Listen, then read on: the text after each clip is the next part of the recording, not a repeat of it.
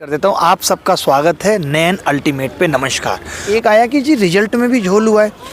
जो result list 1 का था वो पूरा का पूरा लिस्ट 3 में अवेलेबल है। जो लोग एसएससी की तैयारी कर रहे हैं वो समझते होंगे कि एसएससी में 32 साल तक फॉर्म भर सकते हैं। बाकी सारी पोस्ट के लिए आपकी उम्र 30 साल होना जरूरी है। तो हुआ यूँ था कि एक बंदा जो 31 साल का है जिसने सिर्फ एक पोस्ट के लिए फॉर्म भरा है। जैसे आप देख लीजिए ना, अबदोजा साहब ने आम आदमी पार्टी ज्वाइन की है, तो अब जो बीजेपी के एकदम चाहने वाले हैं वो अबदोजा साहब को पसंद नहीं करेंगे।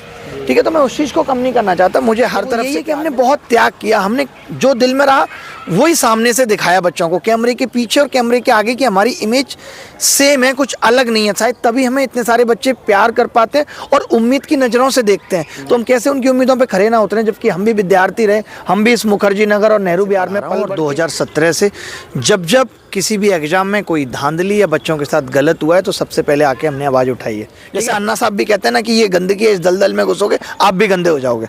कभी सर किसी पार्टी से मौका मिला राज्यसभा जाने को? वैसा कभी नहीं, ऐसे जरूरत ही नहीं पड़ेगी कभी। और मौका भी मिलेगा तो हमें नहीं लगता कि हम उसे स्वीकार कर पाएंगे। वैसे फिर भी आपने कहा है तो मैं रिजिड बात है कभी नहीं कहता हूँ कि आगे हो सकता है आगे आने वाला वक्त ऐसा हो कि कभी ये जरूरत महसूस हो कि हाँ कि संसद में जाके अब आवाज़ उठाने का ये मौका मिल रहा है और ये अच्छी अपॉर्चुनिटी है, तो शायद हो सकता है हो भी जाए।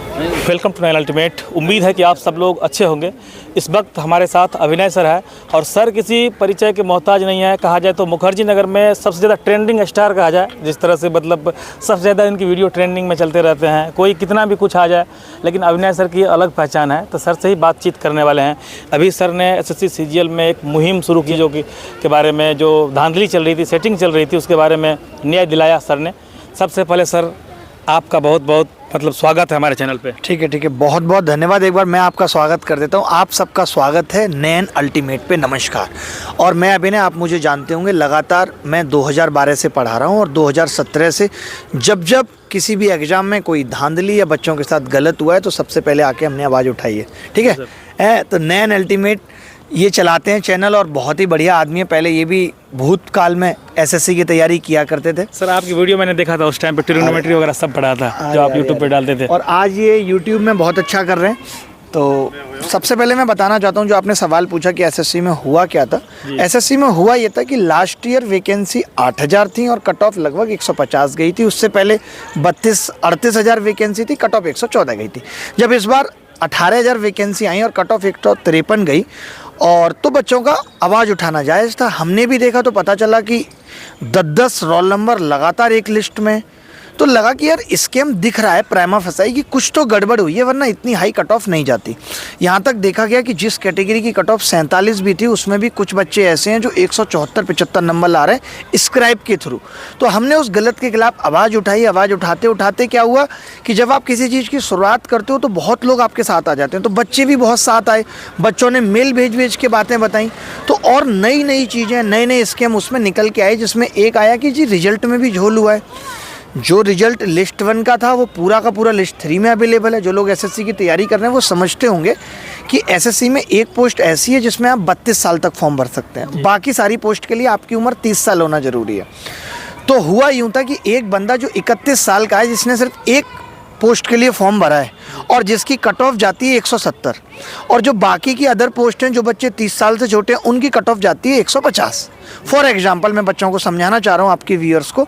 अब हुआ क्या, उस 31 साल वाले बच्चे के नंबर आए 160। अब आप बताइए कि क्या वो किसी पोस्ट के लिए एलिजिबल है? नहीं है, क्योंकि उसको 170 लाने थे अगर जीएसओ बनना था तो, या फिर उसकी उम्र 30 से कम होनी थी। लेकिन इन लोगों ने क्या किया, उस 160 वाले को 150 वाली लिस्ट में डाल दिया जिसके लिए वो एलिजिबल नहीं है। तो हमारा कंसर्न ये था कि ऐसे कितने बच्चे होंगे जिसकी वजह से डिजर्विंग कैंडिडेट बाहर हो गया, आपकी कट ऑफ बढ़ गई। और जब ऐसा बच्चा दोबारा से मीन्स में भी बैठेगा तो मीन्स की कट ऑफ भी बढ़ा देगा। तो आप इस तरीके से डिजर्विंग कैंडिडेट को बाहर कर रहे हैं। तो ये चीज़ गलत थी जिस पे हमने आवाज़ उठाई और हम लगे रहे लगातार। हर किसी ने, बच्चे से लेकर शिक्षक, सब हमें कहते रहे कि बहुत मुश्किल है, नहीं हो पाएगा, कुछ नहीं हो पाएगा। लेकिन हमने अंत तक हार नहीं मानी और पेपर से एक दिन पहले हमने एसएससी को रिजल्ट रिवाइज करने पे मजबूर किया। और आज हालत ये है कि उसके बाद टाइपिंग में दिक्कत आई तो एसएससी ने रीटाइपिंग टेस्ट करा दिया कि एसएससी अब हर एक चीज़ सुन रही है। उनको भी ये पता लग गया है कि हमारे सिस्टम में प्रॉब्लम्स हैं।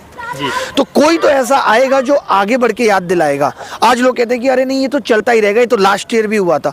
अब अगर कोई चीज़ गलत बहुत सालों से होती है बेटा दूसरी तरफ खेल लो, डिस्टर्ब हो रहा है, ठीक है। तो अगर कोई चीज़ गलत होती है तो उस पर आवाज़ कोई तो उठाएगा। आप देखिए ना कि भारत आज़ाद कैसे हुआ, लोग चंद्रशेखर आज़ाद जैसे, भगत सिंह जैसे लोग आगे निकल के आए जिनको ये पता था कि इस आज़ादी की लड़ाई में हम मर भी जाएंगे और इस आज़ादी का महोत्सव मोदी काल में देश की जनता मनाएगी, जिससे उनका कोई सेल्फ नहीं था, कोई स्वार्थ नहीं था। उन्होंने तो निस्वार्थ भाव से इस देश को आज़ाद कराया और आज हम कह पाते हैं कि हम आज़ाद देश के नागरिक हैं, वरना आप तालिबान की हालत देख लीजिए। तो ये है कि किसी को आगे बढ़ के आना होता है। तो मैंने बस वही भूमिका निभाई है कि मैं आगे बढ़ के आया हूँ और अब भरोसा हो गया, अब सभी शिक्षकों का भी भरोसा हो गया, बच्चों का भी भरोसा हो गया।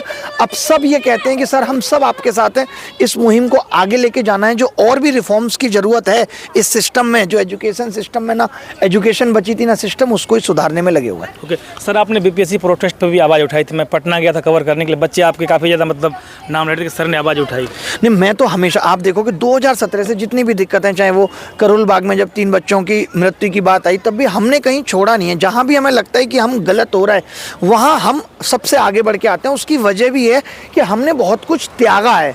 आज हम भी हज़ारों करोड़ का साम्राज्य बना सकते थे, बट आज अगर चैन की नींद को हमने चुना तो वो यही है कि हमने बहुत त्याग किया। हमने जो दिल में रहा वही सामने से दिखाया बच्चों को। कैमरे के पीछे और कैमरे के आगे की हमारी इमेज सेम है, कुछ अलग नहीं है। शायद तभी हमें इतने सारे बच्चे प्यार कर पाते हैं और उम्मीद की नज़रों से देखते हैं। तो हम कैसे उनकी उम्मीदों पे खड़े ना उतरें, जबकि हम भी विद्यार्थी रहे, हम भी इस मुखर्जी नगर और नेहरू बिहार में पल बढ़ के यहाँ तक पहुँचे। जी, आपने सर यूट्यूब पे आपने ही शुरुआत किया था। मैं जहाँ तक देखता था उस टाइम पे किसी की वीडियो फ्री में नहीं आती थी, आपने डाला था शुरुआत उस टाइम एजुकेशन में सबसे पहले जो चैनल बना के सब कुछ फ्री पढ़ाना, कंप्लीट कोर्स पढ़ाना ही हमने शुरू किया था। 17 थी शायद सर वो, 17 की शुरुआत, 16 से शुरुआत कर दी थी, 17 में वो चीज़ दिखने लगी थी। जी। तो सबसे पहले ये शुरुआत की थी और देखो फिर उसके बाद ये मुहिम चली और लगातार आज कितने सारे यूट्यूब चैनल हैं, कितने सारे लोग हैं जो इतना अच्छा पढ़ा रहे हैं बच्चों को। आज बच्चों को उस चीज़ का फायदा मिल रहा है। आपका ही देना है सर कि आज सब लोगों को आना पड़ा, मतलब सर। नहीं सर, उसमें मैं एक चीज़ देखता था, शुरुआत तो किसी न किसी को करनी पड़ती है और मैं अपने आप को सौभाग्यशाली समझता हूँ कि भगवान ने ये जिम्मेदारी मुझे दी है कि आप शुरुआत कर दो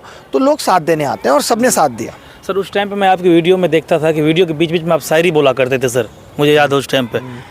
हाँ, तब बहुत शायरी बोलते थे, फिर वो शायरी का दौर चला गया हमारा। तो फिर हमने एक वीडियो भी बनाई थी, इसमें कह दिया था ये कलम, ये स्याही, ये शायरी सब आखिरी है। तो वो दौर आते हैं ऐसे।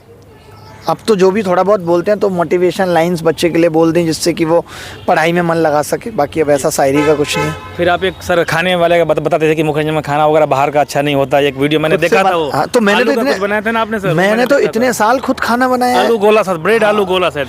मैंने वो चैनल अभिनय फूड फैक्ट्री यही सोच के स्टार्ट किया था कि यार हम बच्चों को छोटी छोटी चीज़ें बनाना सिखाएंगे। फिर वक्त नहीं मिला, अब दोबारा सोचता हूँ कि टाइम मिले तो ये सब चीज़ें करूँ। बट खाना मैं बहुत अच्छा बनाता हूँ और बहुत साल बनाया है लगातार खाना। जी, और सर आगे सर क्या मतलब प्लानिंग है सर आपकी?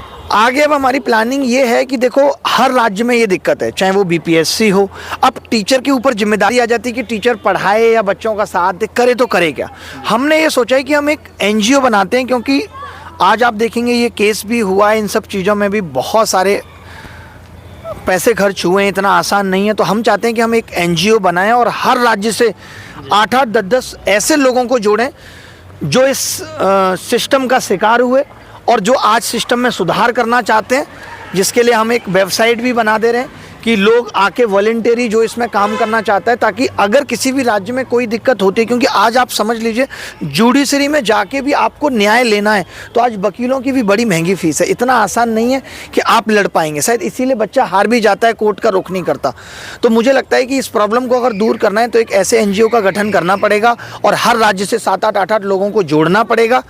तो ये काम हमारा आगे का है जो हम सोच रहे हैं, ताकि हम इस सिस्टम से लड़ सकें और सिस्टम की सारी खामियों को ठीक कर सकें। तभी तो हम भारत को विश्व गुरु और जो सपने हम देखते हैं कि एक विकसित भारत होगा, आगे आने वाला भविष्य बहुत सुनहरा होगा, वो तभी कर पाएंगे जब युवाओं के बारे में सोचेंगे। जी, और मुखर्जी नगर के बारे में सर आप क्या कहोगे? कई लोग कह रहे हैं, कई टीचर बोल रहे हैं कि मुखर्जी नगर ख़त्म हो चुका है, कुछ लोग कह रहे हैं कि नहीं मुखर्जी नगर ही सब कुछ है। इस पे देखो मुखर्जी नगर कैसे ख़त्म हो सकता है? हमारी तो आज भी आत्मा से लेकर के मन दिमाग सब में मुखर्जी नगर ने जकड़ रखा है। जब भी मैं आता हूँ यहाँ की हवा, यहाँ की पुरानी बातें, सब कुछ एकदम रिफ्रेश हो जाता है। तो मुखर्जी नगर कभी ख़त्म नहीं हो सकता।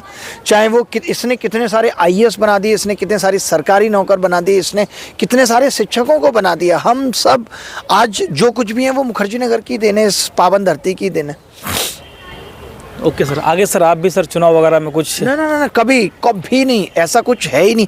हम अपने आप को पता है बांटना नहीं चाहते, हम अपने सपोर्ट को नहीं बांटना चाहते कि ये इस पार्टी का बंदा है, मैं इससे जुड़ गया तो अब यही लोग मुझे सपोर्ट करेंगे। मैं वैसा बिल्कुल भी नहीं करना चाहता। कई टीचर- अब जैसे आप देख लीजिए ना, अबदोजा साहब ने आम आदमी पार्टी ज्वाइन की है, तो अब जो बीजेपी के एकदम चाहने वाले हैं वो अबदोजा साहब को पसंद नहीं करेंगे, ठीक है। तो मैं उस चीज़ को कम नहीं करना चाहता। मुझे हर तरफ से प्यार मिलता है, हर पार्टी के बच्चे, हर पार्टी के लोग प्यार देते हैं। इनफैक्ट हम बीजेपी से इतने ज़्यादा सवाल करते हैं सत्ता में, तो वो लोग भी हमें प्यार देते हैं, क्योंकि हम गलत चीज़ों को उठाते हैं और गलत चीज़ों को ठीक करना चाहते हैं। तो हमारा वैसा कोई स्वार्थ नहीं है कि हमें सत्ता में आके राजनीति करनी है। जहाँ राजनीति वर्ड जुड़ जाएगा, वहाँ जो उद्देश्य है, अच्छा करने की जो नीयत है, वो हमेशा ख़राब हो जाएगी। जैसे अन्ना साहब भी कहते हैं ना कि ये गंदगी है, इस दलदल में घुसोगे आप भी गंदे हो जाओगे। कभी सर किसी पार्टी से मौका मिला राज्यसभा जाने को? वैसा कभी नहीं, कभी नहीं, कभी नहीं, ऐसे जरूरत ही नहीं पड़ेगी कभी, और मौका भी मिलेगा तो हमें नहीं लगता कि हम उसे स्वीकार कर पाएंगे। वैसे फिर भी आपने कहा है तो मैं रिजिड बात है, कभी नहीं कहता हूँ कि आगे हो सकता है, आगे आने वाला वक्त ऐसा हो कि कभी ये जरूरत महसूस हो कि हाँ, कि संसद में जाके अब आवाज़ उठाने का ये मौका मिल रहा है और ये अच्छी अपॉर्चुनिटी है, तो शायद हो सकता है हो भी जाए। ओके सर, थैंक यू, आपने टाइम दिया। बहुत बहुत अच्छा लगा साहब। आपके तो चैनल का नाम भी अल्टीमेट है, तो मेरी कोशिश थी कि मैं अल्टीमेट तरीके से बोलूं। ठीक है, धन्यवाद, थैंक यू वेरी मच। आपकी वीडियो के व्यूज देखता था सर, तो सोचा मैं भी कुछ अलग सा बनाता हूँ sir. Thank you very much, बहुत अच्छा लगा आपसे मिलकर।